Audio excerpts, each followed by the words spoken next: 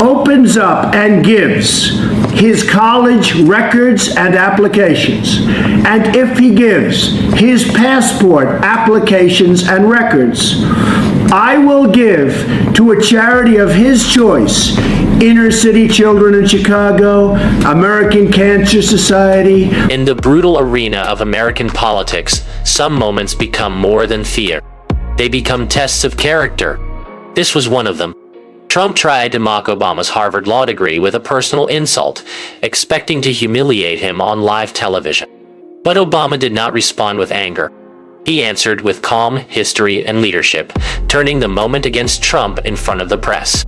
The 78-year-old billionaire who has not stopped whining about his problems since he rode down his golden escalator 9 years ago.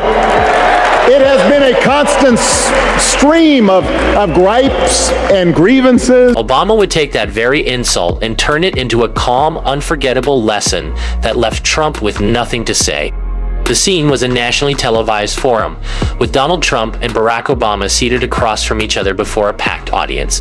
For nearly an hour, their contrast was obvious. Trump was loud, energetic, interrupting often, and feeding off the crowd. Obama stayed calm, measured, and deliberate. Then the discussion turned to education and expertise. Trump saw his opening. He mocked elite institutions, dismissed Washington experts, and aimed directly at Obama's Harvard law degree, suggesting it represented words instead of results. The crowd reacted, and Trump looked satisfied, convinced he had landed the blow. But Obama did not flinch.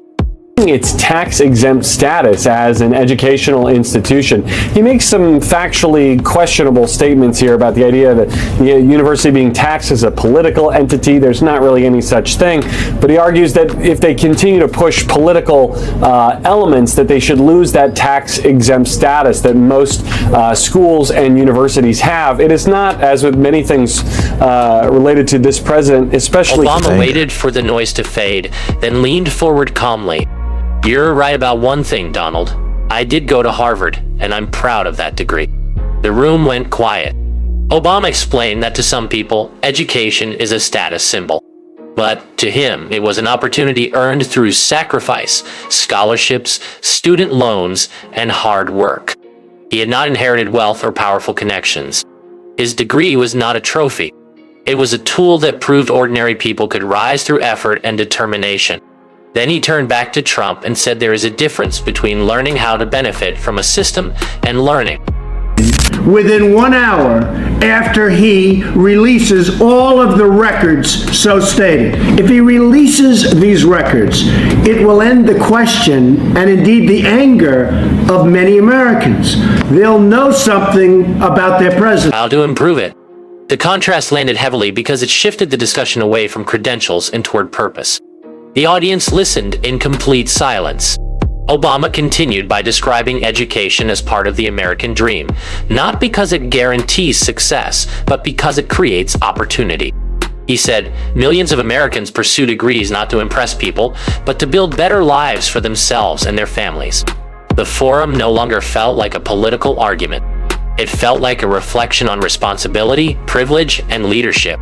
When Obama finished, there was a brief moment of silence before applause began. It spread across the hall and grew into a sustained standing ovation. Journalists stopped typing and simply watched. The moderator appeared stunned. The camera shifted to Trump, whose earlier confidence had vanished. The exchange had been transformed. What began as a mocking attack on a diploma had become a broader lesson about perseverance, opportunity, and public service. Obama had not raised his voice. He had not traded insults. Instead, he used the moment to explain what education meant to people who had to fight for every opportunity they received. The audience understood the contrast immediately. Trump's jab had created the opening, but Obama's response defined the moment. And in the end, that was the moment that broke the myth. Not a shouting match, not a scandal board, not a dramatic accusation, just a calm voice, a steady gaze, and the simple truth Trump never wanted people to hear. Trump wanted to diminish the degree. Obama turned it into a mirror. And that night, the silence said everything. Willing consolation, settle.